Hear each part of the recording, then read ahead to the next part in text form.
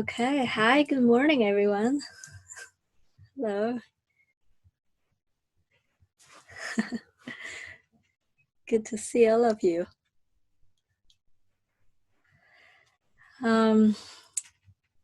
Yeah, we just finished a weekend retreat here last weekend. That's why I didn't have my show last week. It was a first virtual retreat that we did with a translation throughout the whole weekend. Because the audience, the target audience, is from Brazil and from Portugal. And there are a lot of other people from around the world joined us. But yeah, it was very, very beautiful experience with about more than 100 people just joined us in different parts of the world online and asking the questions of their heart. So after the weekend, I actually went up to the monastery for some silence, and I just got back a couple of days ago. So I thought I'm really ready for more questions. Not a lot to introduce or to talk about, but your question, your sincere question, will bring things out of me. And I trust that whatever that is on your heart is really what needs to be explored in the mind for everybody else as well. So I actually just want to open up for questions and comments and sharings now.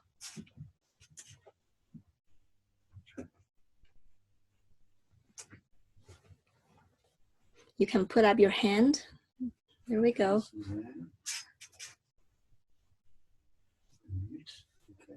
Hi, Suzanne. Hi, Francis. I'm just feeling so much gratitude and love that I'm directing toward you. Personally, I'm just, it's so strong. My heart is just like, oh, it's just bubbling and full. And so I think part of that is since we don't have our online meetings as often, when I see you as a representation of love and peace, especially maybe since you just had a silent retreat at the monastery, that I guess I feel like I'm looking to you. You know, it's like, oh, there she is, you know, and I love you, and you're so sweet. And what is this feeling? Is this something I have to be careful about? It's not worship, but it's just a very extremely strong feeling. And so if you could talk about that, the good and the possible dangers of that, if there are any. Yeah, definitely. No, there's nothing wrong with that, and you don't need to be careful about that. It's beautiful. I think it's just some recognition and resonance in your heart that you see the truth, you know, in me or in the people, that you feel there's an openness or there's a trust. And it is really beautiful because without this kind of trust and without this kind of heart-opening experience, it's very hard to keep going on this journey. Yeah. You know, we really feel like, you know, this journey is completely guided by the Holy Spirit, and we want Him to convince us through many miracles. You know, it is a path of miracles, and yet miracles are not our goal. The goal is forgiveness, and miracles are the result of our forgiveness. But we need a lot of it to help us change our mind. And it's the same as my own journey. I really feel like these kind of connections that I feel with the people that are given to me, and I cannot explain why the feeling are there with certain ones, and and it's really, there's nothing to analyze, there is nothing to really trying to understand. Is just somehow that our heart, we give our mind or our heart permission to relax and to trust, to tap into this space that there is no judgment. Because we know that when there is any kind of judgment, then there is no true joining, and this kind of heart opening experience and feeling of love is not going to be there. So I just see it as a very strong symbol that somehow there is experience in your awareness that judgment is withheld, and you really feel this resonance and allow the love to pour through you. So it's really beautiful. Okay. Thank you. Yeah, thank you.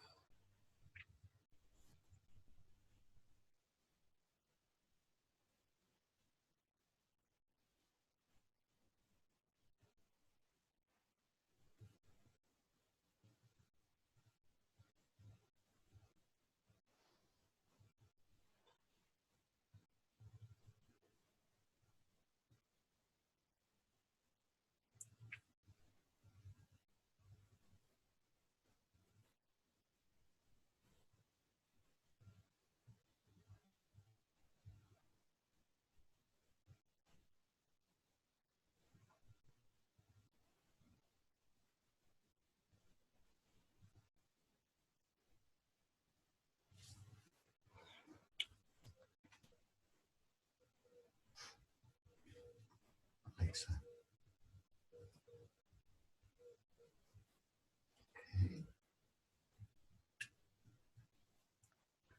Hi, Alexa. Hi. Good morning. Good morning, everyone, or wherever you are. I have a question about, I guess, kind of universal energy and just things that shift, and what your take would be on that. The last few kind of big, I guess, and I know it's all projection, but it's interesting that I've heard different people talk about just the kind of with the full moons and like a really intense kind of change in energy or shift in kind of awareness or consciousness. And then even though it feels or it seems to be that like there's a connectivity, how does that apply in course terms? Just kind of the whole, I guess, everyone's collective energy, or if you feel a shift in you, like you're feeling really great and then all of a sudden it just really shifts, or vice versa. Can you speak on that at all? I don't know if that makes sense. Yeah. I actually just got an email this morning. It was about some kind of energy shift since last night. The new moon, yeah. Article about that. I don't think the course necessarily talks about energy and energy shifts and a collective consciousness that much, because what the course really leads us to is to this realization that there is one mind, and it's not even a collective of Right. minds from individual bodies, and this journey is also not like a journey of from an individual perspective. Then we somehow embrace the collective awareness, but it's kind of unplug. I really see it as a like unplug from the perspective of an individual perspective or a perspective of time, and plug in straight to the perspective of the Holy Spirit. So if that is the journey, is to actually unplug and then plug into the Spirit, meaning that we want, as a stepping stone, still this Holy Spirit is still a stepping stone toward the oneness, the realization of oneness with God. So when we plug into the Holy Spirit, we still seem to function in this world, and we just still need to, seemingly this body is doing all kinds of similar things, but the perspective and the ways to look at it is completely from a different perspective. And that is what we can do. And because that is like a unplug and plug in, so it doesn't really necessarily imply a progress in time. Mm-hmm. It is actually something that you can do in this moment, and that is something you can only do in this moment. You cannot say, maybe after a couple of years, after practicing A Course in Miracles, I can do it. It's actually something that we have to allow us to do this moment, or we are not doing it at all. So, and then the thing is, in perspective, we keep feeling, why is that I still have a strong grasp onto the ego? It is just this attraction to the way that the ego thinks, or the attraction toward the egoic mind, ego thought system. That is why seems like we have to keep doing it, keep doing the practice, and keep unplug and replug in. This, seemingly there is a repetition until there will be a point that the convincing job is done so much by the spirit that we don't really feel that the ego's perspective is true to us, or has any kind of attraction for us to even go there, thinking that there may be a solution in there. Just as soon as we realize there is absolutely no solution in that perspective, then we just willingly started to just keep tapping into the Holy Spirit's perspective. So then, at some point you still probably will see yourself as being trapped by the ego, but it's really just a momentary decision. Choose once again, and it doesn't really imply anything of the timeline. So in that perspective, I feel the way that I perceive energy shift is probably the same. When I was in the monastery, it was really interesting because I thought I would just go there to have some quiet time. And then when I was there, just having a lot of silence, a lot of past memory came up to my mind, like flashes.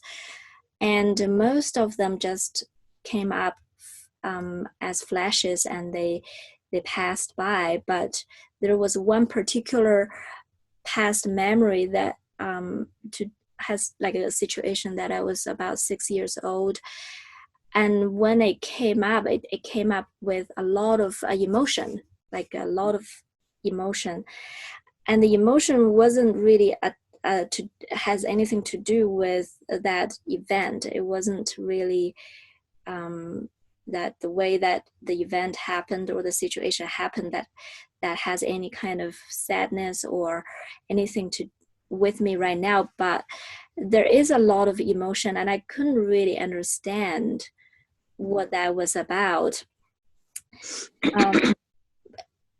The way that I feel that resonate, because when there are things I don't understand, I just feel like I don't need to understand. But if I want to, I just ask, is there any message for me that I need to know? And what came up was that is just a way that to look at a lot of past events with current understanding. And the emotion actually is just some kind of release, and to let go of maybe whatever unforgiveness that has been held for the past while. And when the event happened, when I was 6, the way I looked at the event was not from a forgiving perspective, and how that affected a lot of the decisions in my life. and just the perspective that has been gained to look at it once again with all the understanding. I think that is a better way, a way that is more resonating for me at the time to understand what was happening, because there wasn't really any kind of victimhood or sadness that attached to it, but it's just like a renewed perspective. And then, of course, with things like that happening, which is really, really rare and really, really unexplainable, then the temptation is to say this is the new moon or the full moon, and it's just right. Shift my. But I don't really feel. I understand that too much. I've never really get into that perspective too much or feeling the resonance with it. But it's just like I feel the purpose and the focus is, instead of thinking about there's some global or external effect that can affect me internally, is really the other way around, and there is no compromise with that. So what I feel is let us not be tempted to think that external force of any kind, even energetically, has anything to do with our emotional state, but we can transfer it to think, it is about who I think with and who I look at everything with. That is having an effect of what I'm feeling, and that is having an effect of what I perceive in general as well. So thank you. Okay. Yeah.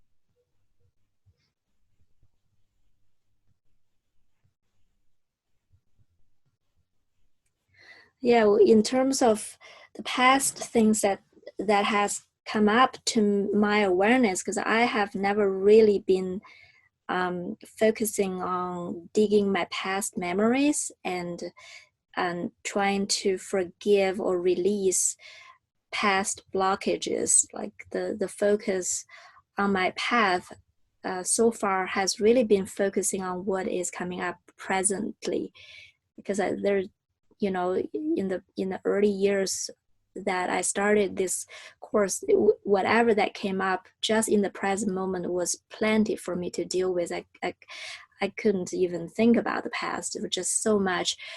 And gradually I feel like the understanding that I gained over time was that any past memories, they're not really causative of what we are right in this present moment. So the present, if there's any blockage that is to be released, it will come up in the present and in another way, in another form, in another situation, but it's the same, so there isn't really any need to even focusing on any kind of modality to really just trying to release anything from the past. But it is interesting for me when I watch that all these past memories came up in my mind without me wanting to go there or needing to go there, and they all came like very swiftly, and a lot of things that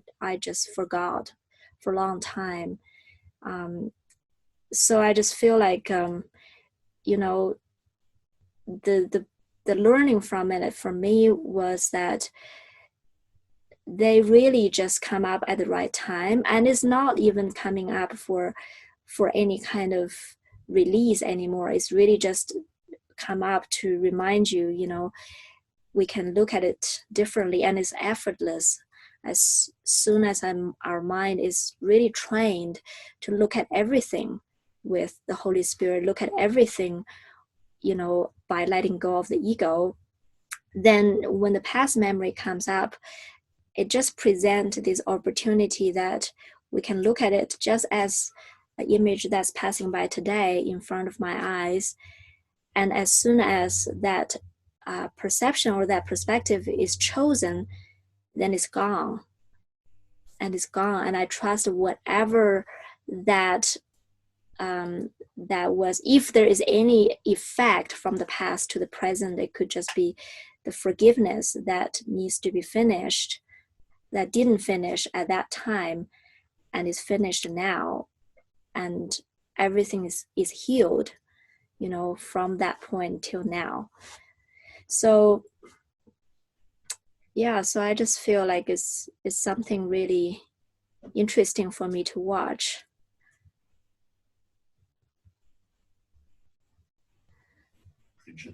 Bridget.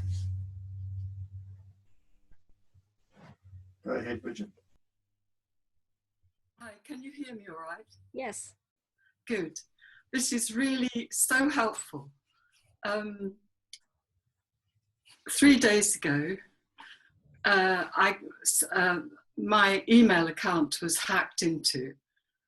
And although I've changed the password, there's actually no activity on it at all at the moment. But for me, what has been amazing is that the people who rang to tell me they'd received this request for money because I was in Istanbul somewhere without any, they've all been people, some of them way back. I didn't even know I'd still got their email addresses on my contact list. And at first I didn't recognize what was happening, but because Leigh and I and those of us here express a lot all the time, I did actually say to Leigh at one point, you know, it's lovely that all these people are ringing, but somewhere I don't feel I've quite joined with them. And so I began to explore that, and I could see that I'd either dissociated or in some way I'd avoided remembering why I didn't want to be too close to them, or I just projected onto them and judged. And as I went through the process of forgiveness, there must have been about 12 or 14 people, family, some of them, but some of them people from all parts of my life, really. As I went through, I saw that all, with each one of them, there was something which didn't feel true. And so I practiced forgiveness with that. And actually, it's given me an enormous amount of energy inside me. I can feel that. And so many miracles are happening as following on. But my question here is this, that it feels good, really good. And I'm really excited about this sort of movement that's going on. The email account is still not working. And the conversation I had with BT Internet.com this afternoon was that they didn't know when they were going to get it. It could be 2 or 3 days more. So I'm not receiving or sending any emails.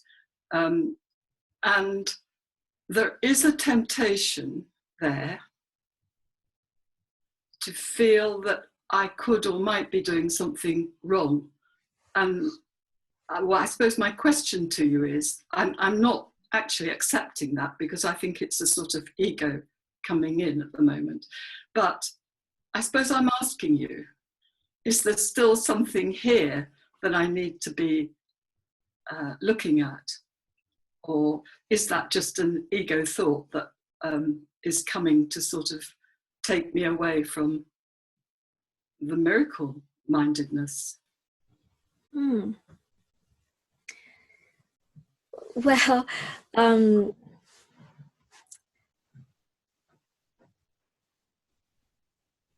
yeah, I do notice there is a tendency when we are on this journey that we keep thinking that we're so unhealed, that anything that is, you know, even in perception or in situation that doesn't seem to flow, or there's anything that's like blaming into into the self, and there is something that needs to be healed. I think the whole process of healing and is a process of integration. So what I mean by that is that everything that we perceive and and we judge as negative, we push it out of our awareness, and we push it out of our perception that it belongs to us.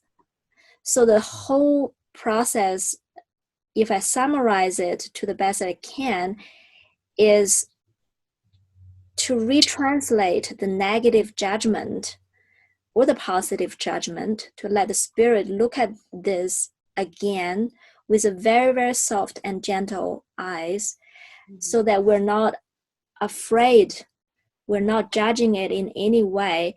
Then we can bring it back to see it is inside. And that is the whole healing journey. And that is why Jesus says in A Course in Miracles, if there is one brother walking this earth that is unhealed, then you are not awakened. It's really, if anyone that is not unhealed, that is unhealed still in your perception, or any situation that is bad or good in your perception, that means we're still using a judgment to push it outside our awareness, and we still see ourselves as less than whole. So in that way, you know, there will be a certain point that you realize you don't want to even blame yourself for being unhealed and for what is my fault and let me heal this. Is actually have this very gentle attitude to think, you know, if everything is part of me, I want to be very gently looking at them and accept and embrace it as part of the truth and as part of the innocence. It could be a situation, it could be a group of people, it could be anything. And our job is to watch the judgment that we use to effectively push them outside, and to believe that it has nothing to do with me. So that's what I really feel the journey is going toward, is actually to embrace everything, you know, instead of judging everything. And of course, to be authentically embrace anything, is we have to allow the spirit to provide us with the way to look at them. The egoic way of looking at anything is not gonna bring it back. It's not. It's like the direction is completely opposite, pushing everything outside of you, and use judgment to stick things out there, you know. And the spirit is first to retranslate everything, and second, very, very gently bring them back and accept, yes, there's nothing wrong with that. There's nothing wrong with that. You know, with this, I think that is what I have felt probably with the emotion, was this kind of softness in my heart when I look back at a situation, or look back at whatever that happened and the fear that caused to the mind, and then look back with this, true forgiveness, and the softness that is felt, the innocence that's felt, is overwhelming, you know, just brings up a lot of tears. But I really feel that is the way that we go about this journey, you know, even with this harsh judgment of what is that in me that needs to be healed. Maybe we can just say, what is that in me that needs to be, you know, integrate, bring back, without any judgment. Thank you. That's really helpful. Yeah. Mm. Thank you.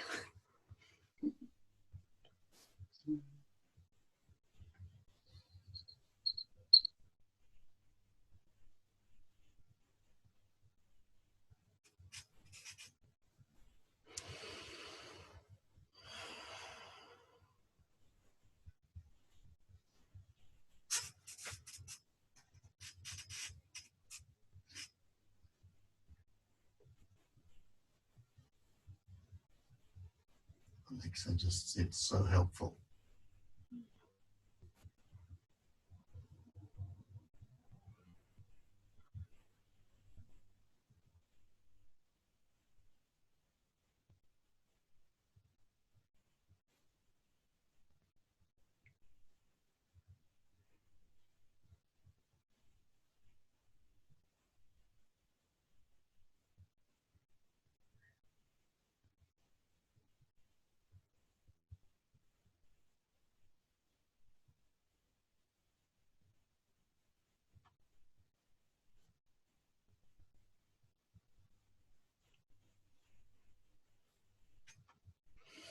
And then what also came up for me, which I completely forgot, was that when I was very young, actually, I was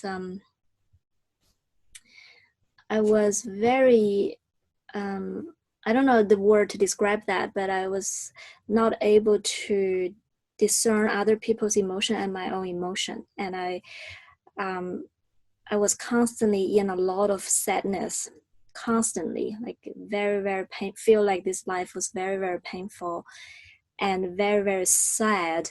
And if I watch other people suffer, I couldn't cope with the pain inside. So I feel the first 6 years probably of my life, I was living in that very difficult state, very, very difficult to live. It was tremendous pain and suffering and emotions, to the point that my parents really had a lot of difficulty in dealing with my emotion.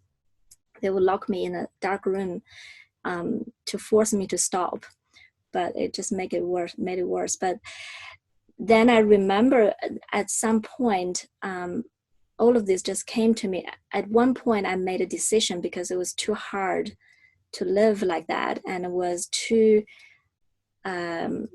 wrong as a reflection that was given by the world. There was something very, very wrong with me to feel like that.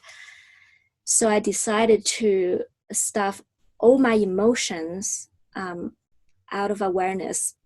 And I just made a decision, actually. I said, I'm not gonna feel this way anymore. And from that point on, I actually wasn't crying much in my life anymore, and wasn't feeling much in my life anymore, all the way till much, much later, when I had my first relationship. That's where the emotion started to bubbling up again. But I realized how big a part of me that I pushed out of awareness by pushing my emotion out of awareness. Just by that, it created a complete dissociation. And so when I started to practice A Course in Miracles, at first, when I picked up the book first, it was very intellectual to try to understand it, even though I did have many, many moments of weeping with the text when I was reading it, just feeling very, very emotional. But when I really started practicing this course, a big part of it is to allow the emotion to come up with, different thoughts and different situations that I encounter on a daily basis.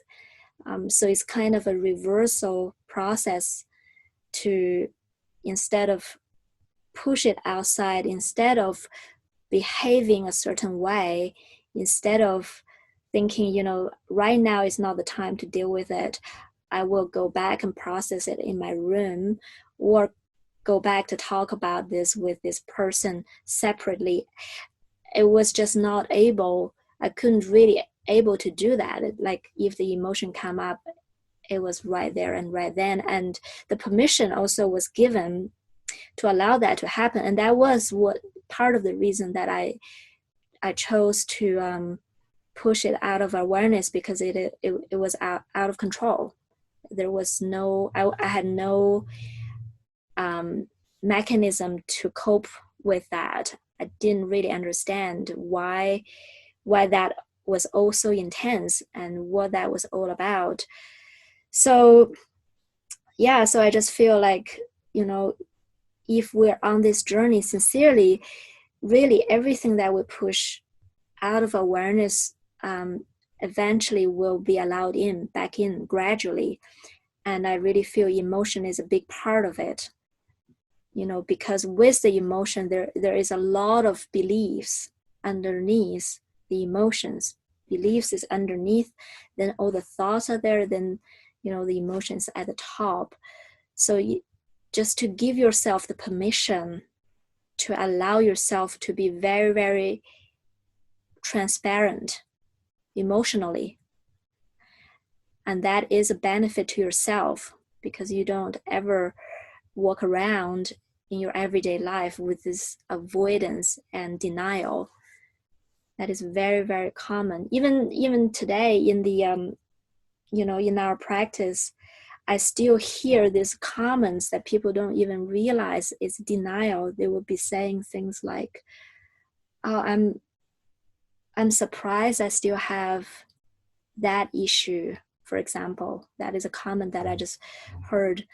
"I thought I healed it. I'm surprised I still have that." As if having that is a problem, and having that is wrong, and having that means something, and they need to make sure they don't have that anymore.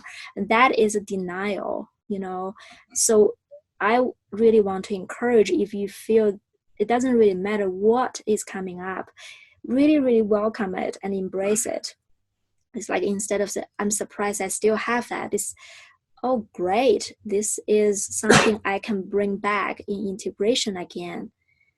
I can bring it back and look at it with very soft and gentle eyes, so that I don't push it outside anymore. I can bring it back and I heal it and unify with it."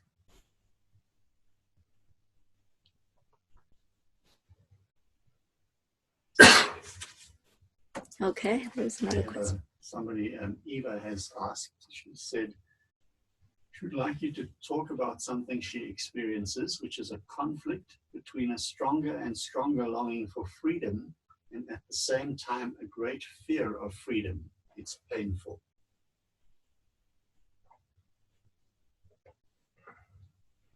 You want me to talk about it, or you want to talk about it? She wants you to talk. Oh, want me to talk about it. Okay. So the longing for freedom and fear of freedom. Okay.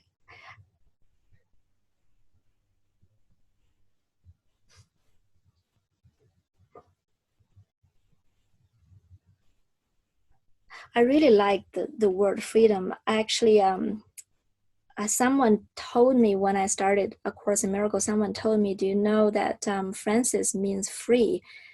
I said, "Oh, I didn't, but I like that a lot, because it does reflect my inner desire a lot." Because freedom, and I really feel freedom is not anybody's personal desire. It is the desire of the mind, to feel that it is one of God, and to feel it is free.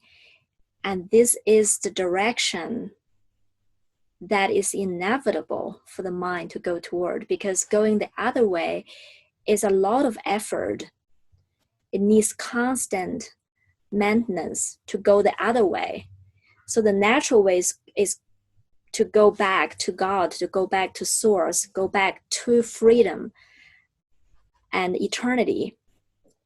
So it is, if we make it sounds like a human desire, it is everybody's desire to be free.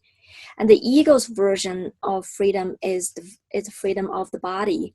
The ego created its own freedom because it knows, if I tell you don't be free, nobody would trust the ego anymore. So it's very, very genius. And, Kanye says, let's go toward freedom together. We're together in this. We have the exact same goal, but it twisted it with a substitute, the ego's substitute of freedom, which is freedom of the body. And it says, if you can do whatever you want to do whenever you want to do it, that will make you happy, that will make you truly fulfilled. So in this world, everybody started to seek for that, use whatever means they can get in order to achieve that state of do whatever they want whenever they want. But I mean, it's not really hard to get evidence from people who actually can do it and are doing it on a daily basis that they're miserable. It's just not it, because any goal that is created by the ego is really a delay maneuver. It's basically just saying, let's go there, spend all your time, all your energy, seemingly your lifespan, go toward that direction. And then one day, of course, you may find it's not it, but there will be some other goals the ego will be creating for you at that point, to say that's another branch that you can go toward.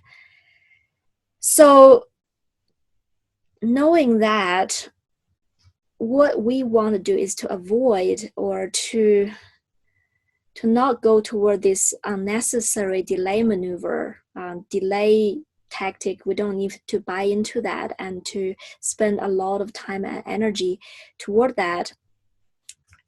And yet, if we go the opposite way, which is toward the freedom of the mind, the ego will say to us that you're gonna die. You're going to lose everything if you go toward that, because the end goal that I offer you gives you everything. And if you go opposite that, you're going to lose everything. So that is where fear comes from. The fear only can come from the ego. The fear is not real.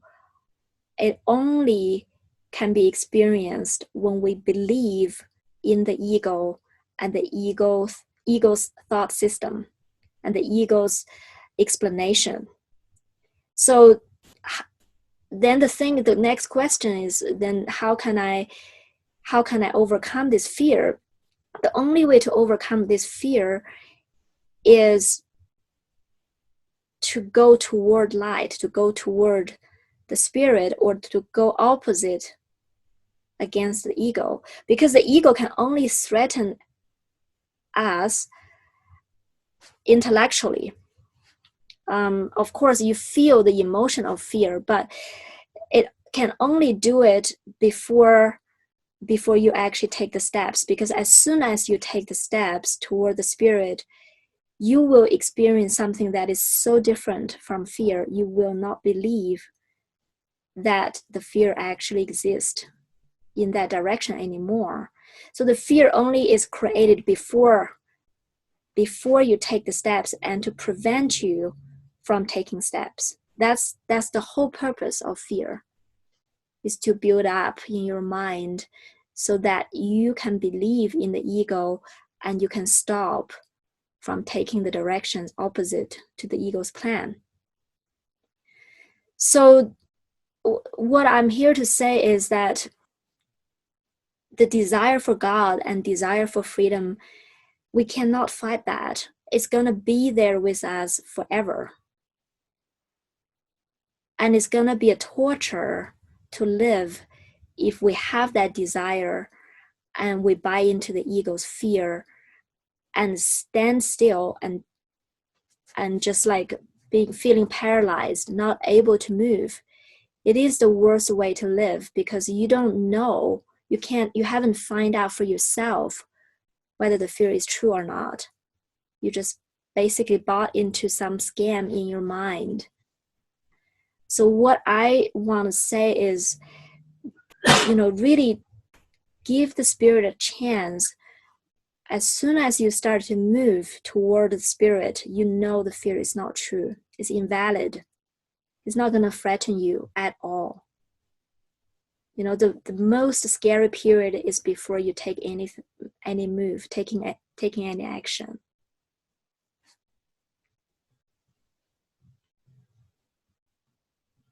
And that nobody can convince you unless you start to experience with the spirit, you started to experience that freedom. That is the only thing that can convince you. The ego cannot prevent you at all as soon as you start taking the step. All its power is in stopping you and preventing you and making you believe in the ego while having no experience of yourself. That is the phase that you will experience fear.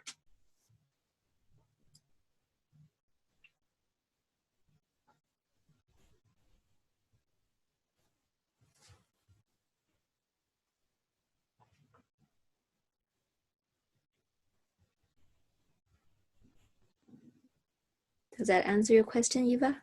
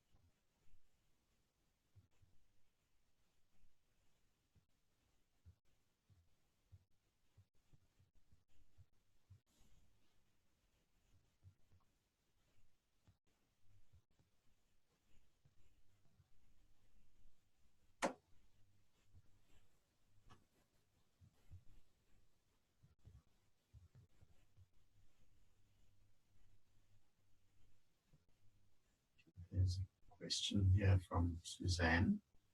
Okay. Comment in the question. I have an experience of feeling a sense of freedom from thinking of doing something, but in the end am not actually guided to do this thing. What is that all about? Feeling of freedom while thinking of doing something. Yeah. Then she doesn't feel guided to do the thing. It's just the thought of it that seems to give her the freedom. Mm.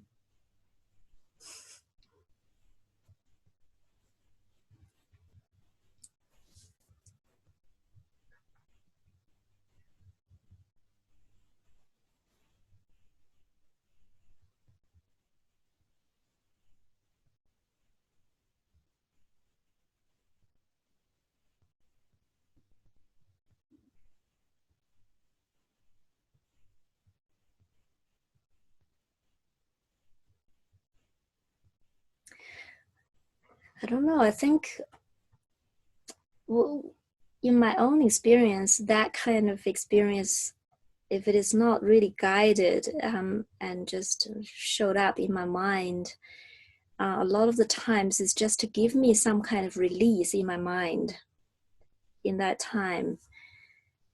It just could be because I felt some kind of restriction in certain way, and there's some way of finding the internal release in my mind.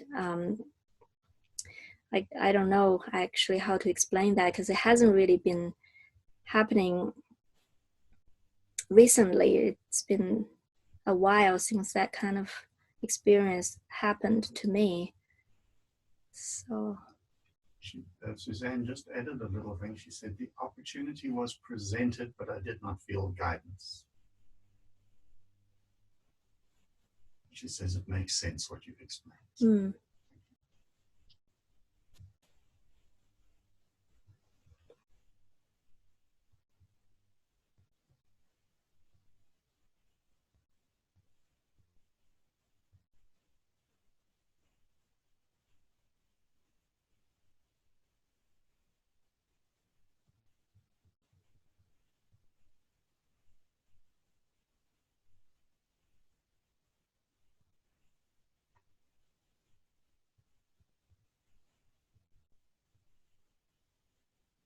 I think the freedom is really coming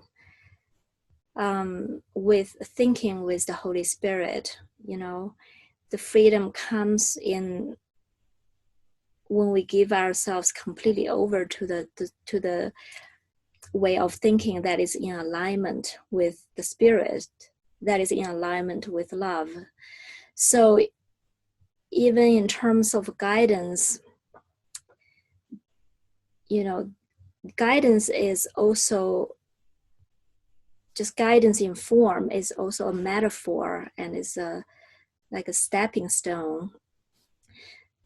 It is really a training ground to train us to be able to give our unconditional trust to the Spirit, and then learn from experience that by trusting Him and relinquish our own judgment of what is best for us, then we receive all the miracles and we receive this expanded state of mind. So, and sometimes I feel the Spirit, the freedom doesn't have to be in form. It, you know, when the Spirit comes in and I give my mind over to the Spirit to think along with the Spirit in certain things, even, you know, it could just be a lifting up of the old way of thinking from the ego's perspective of what I can do, what I cannot do, my limitations and my preferences. So anything that there was a fixed in my mind that as judged by the ego, as soon as I think in alignment with the Holy Spirit, there is a feeling of openness and there is a feeling of peace. But I guess in the end, the freedom that we're talking about and we are heading toward is this total relinquish of the ego. You know, it is not even about what our lives will turn out to be and whether I followed the guidance correctly or incorrectly informed today. These are all the means and all the trainings that comes our way along the way. But the goal that we want to remember in every moment is that we want to choose the Holy Spirit 100%. And if there's any kind of obstacles or any kind of hold-ups that is chaining us toward the ego or pulling us toward the ego, that is totally fine. Let's just be honest about it. You know, we don't have to pretend, you know, I don't want to be that anymore. I want to be so advanced. No. There's no need to be that. Let's acknowledge the incredible pull that we still have toward the ego's thought system and the attraction toward it, or the feeling that it is really real to me in my experience, to acknowledge that without any judgment. And then say again, well, Spirit, I need your help. I need your help. I need you to show me how to look at this again. And I need to convince me, you know, if I have such a strong feeling toward the way that the ego is telling me, then I need you to really convince me. Please help me. So this is our constant prayer. And this is our constant work, is to observe and be honest and be attentive of how much we're pulled back to the ego, and also be very attentive to know that, okay, that is a moment where I actually can choose the spirit to come in that moment. And we don't need to know the result. We don't need to know, the new interpretation. We don't need to manufacture it in our own mind. We just wait patiently. You choose it for me. You interpret it for me. You look at it with me. Show me how to see this. Show me how to think this.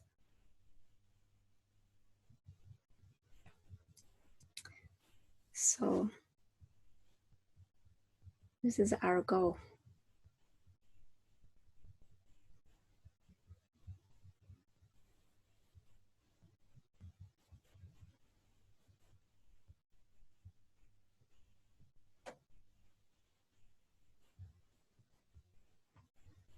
Sue Powell wants to say something. Unmute her. Go ahead, Sue. Thank you. Yeah, I just felt that what you said then was really helpful for me, because I've been, as some people already know me, I've been experiencing a lot of fear for a long time.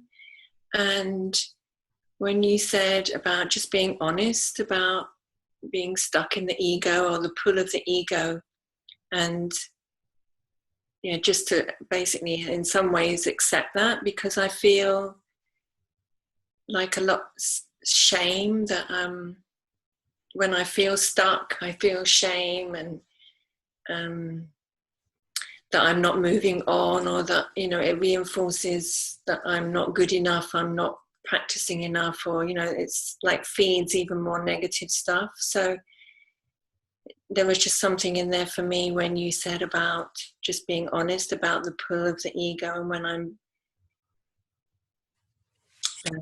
stuck in that, there was just something that seemed to be helpful. And also when you said, because quite often it's the first, it starts as soon as I wake up, the fear.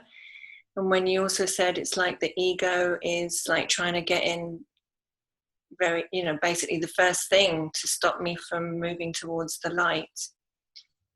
And I noticed that part of me said, but what can I do? What can I do? And yet I feel I need to just trust that if I keep asking, or as you say, keep plugging into the Holy Spirit and asking to see it differently and for help and show me. But sometimes I feel so frustrated that I feel like stuck in this rut of fear. But there was something about releasing some shame there, that I'm stuck in it, and then I feel I can't approach others because I'm not moving on like they are, or I then get into comparisons and.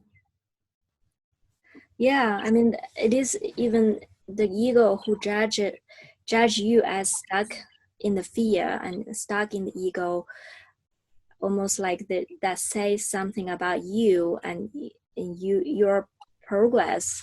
But really, even that, we can still invite the Holy Spirit to say, can you look at this with me? What is going on? Because my own judgment is I'm totally stuck and I don't know how to move forward, and it just keeps coming. But you must have another way of looking at it, because thinking this way doesn't make me feel good.